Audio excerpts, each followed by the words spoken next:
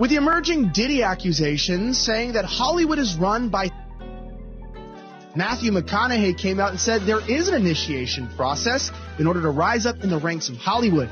But I have had moments where I was on stage receiving an award in front of my peers in Hollywood. And there were people in the crowd that I have prayed with before dinners many times. And when I thank God, I saw some of those people go to clap, but then notice that, whoa, that's a bad thing on my resume, and then sit back on their hands. David Geffen reached out to me to be in Dreamgirls. And yeah, man, it just didn't happen.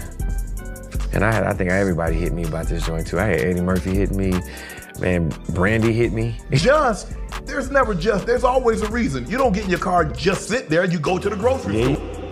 Fame might look permanent in Hollywood, but the truth is way more fragile than it seems.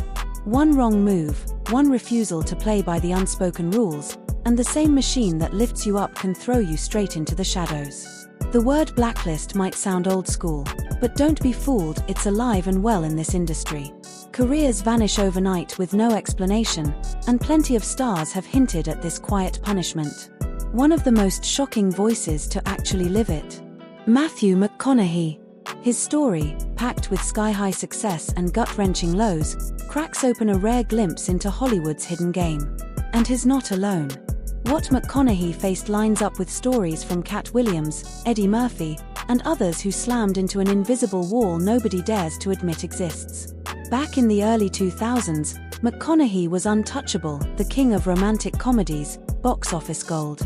But when he pushed back, demanding deeper roles instead of cookie-cutter scripts, the calls didn't just slow down, they stopped. Completely. His career went dark, and he himself admitted it felt like an invisible hand had locked him out. And that was only the beginning. Actor Matthew McConaughey says there's an initiation process in Hollywood. Discusses saying perhaps there's actually a way that you need to behave and things you might need to do in order to move forward.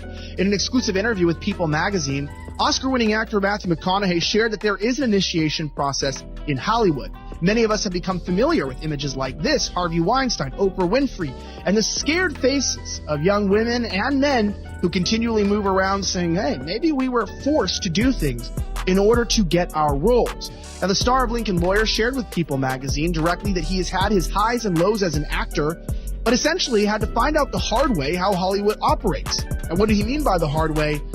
Well, I think we know. McConaughey stated, overall, I believe there's been inherent goodwill for me, but it did not keep me from figuring out my own initiation into the industry.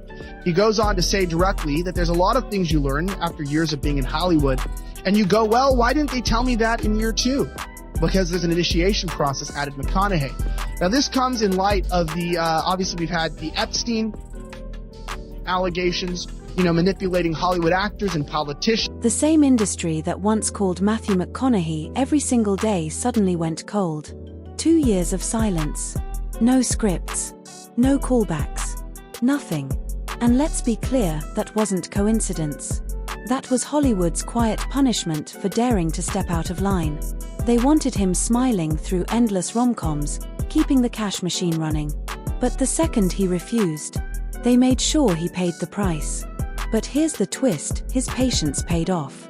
After being starved out, directors finally rediscovered him in Mud and the Oscar-winning Dallas Buyers Club. McConaughey calls it his career pause, but the truth is darker. It's proof of how the system really works. By cutting an actor off, Hollywood sends a message: stay in your lane or disappear. McConaughey survived it. Many others didn't. Take Tippi Hedren, star of Hitchcock's The Birds. Decades later, she revealed Hitchcock tried to control her on screen and off.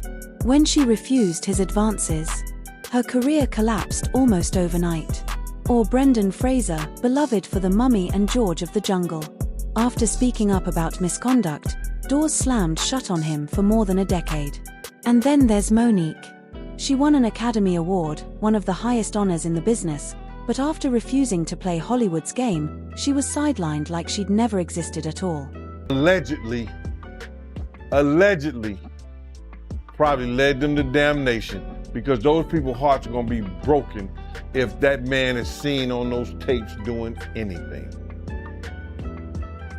Because people always put their faith in the pastor instead of putting their faith in God. And what they need to do is understand that he's just a man. And he has a history. It's not looking too good for him. So you feel like celebs are worried that they might be on tape? Oh, they know. That's why they ain't speaking up or saying nothing.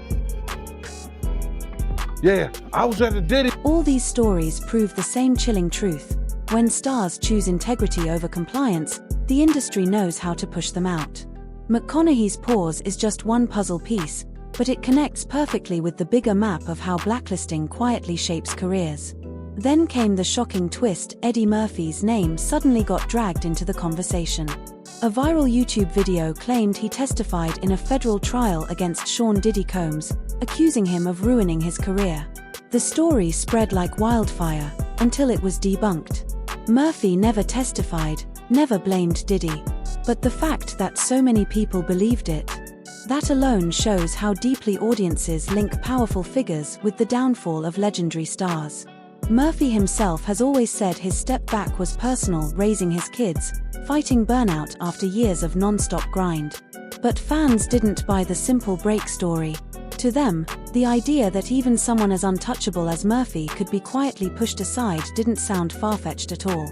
And that mistrust, it lingers over the entire system. Too many stars have vanished under suspicious circumstances for people not to suspect the shadow of blacklisting moving behind the scenes.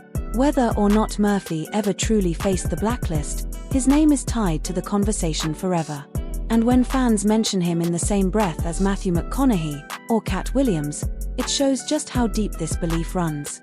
Because few entertainers have been as loud, raw, and unfiltered about Hollywood's hidden rules as Cat. From day one, he's warned the public, what you see on stage or screen is the polished surface.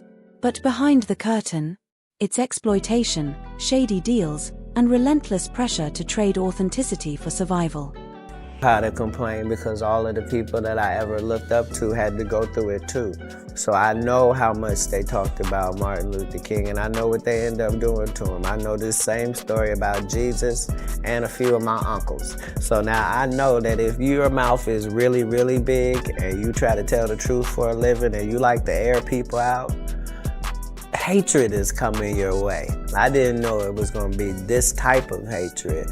But, you know, I'm concrete in all things because of He who strengthens me. So that doesn't mean I always make the right decisions, but I am going to stand by what I stand for. And I'm only continuing to do it because I was looking for somebody who was doing it instead of me. And I just must have missed them, you know what I mean? So you know what I mean? Cat has said it over and over again. Every time he dares to spill these secrets, the industry slams the door on him. He points to sudden breaks in his career, roles slipping away, and media narratives flipping against him the moment he calls Hollywood out. Critics love to label him as paranoid, exaggerating, or unstable. But his fans, they believe him without hesitation. Especially when the same exact pattern he describes has played out with other stars: Matthew McConaughey, Brendan Fraser, Monique. The punishment never comes with an official headline or a press release saying you've been banned. No, it comes in the form of silence. The phone stops ringing. The offers dry up. And the freeze-out becomes louder than any public scandal ever could. Anything to do with them, and they praying that they not on the tape. Doing crazy stuff, being oiled up in the whole 9 yards. They praying.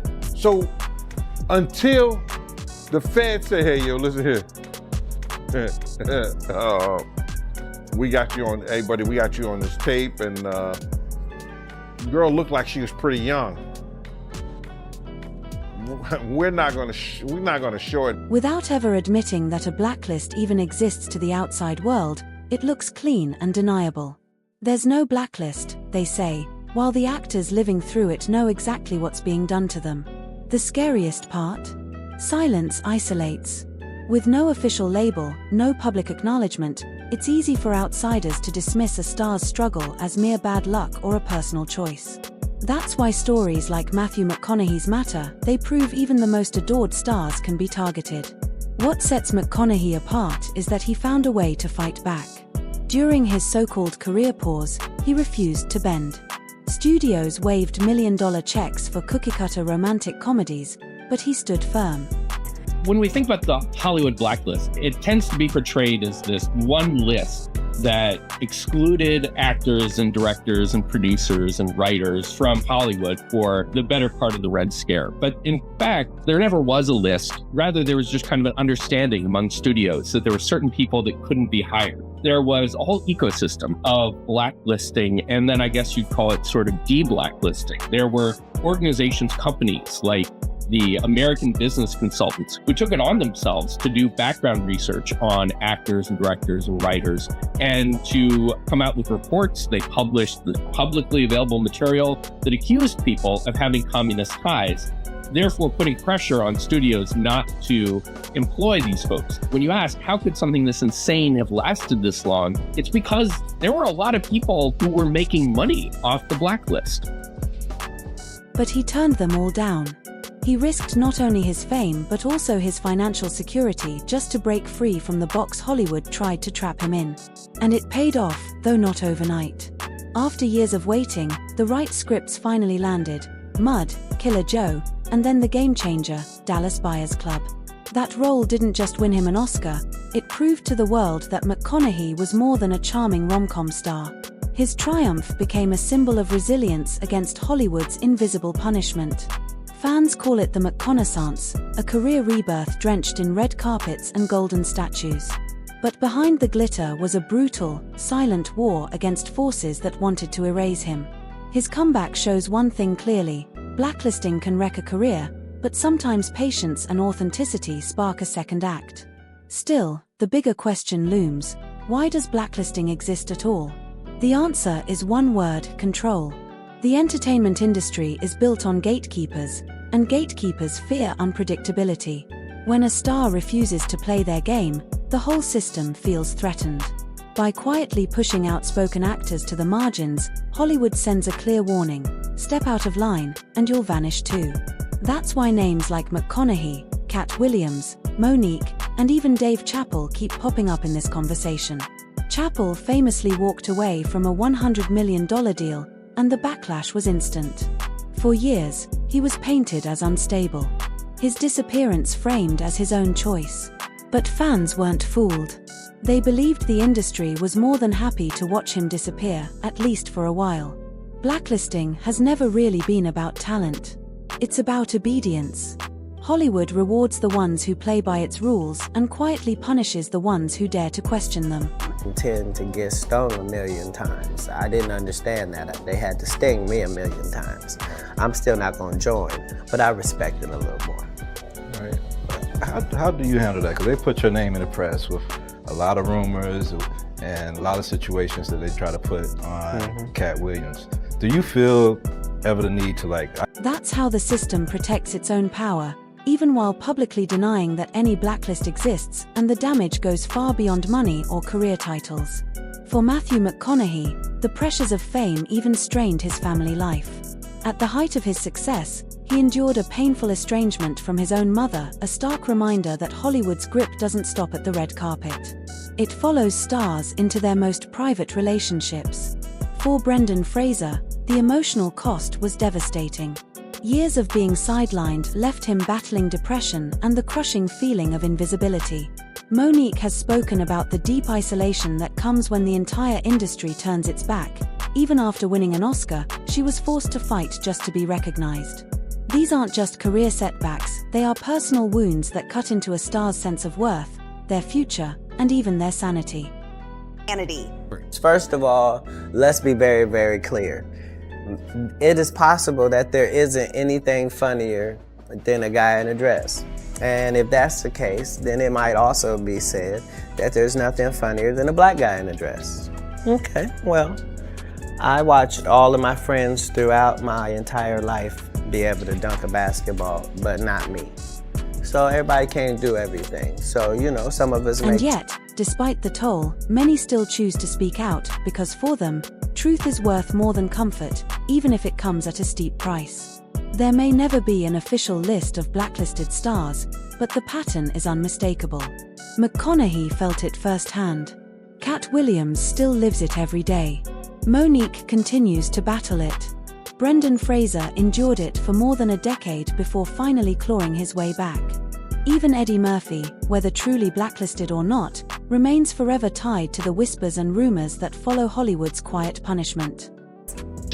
We had, the whole Me Too movement showing a lot of that stuff. And then people are bringing up what's going on with Diddy.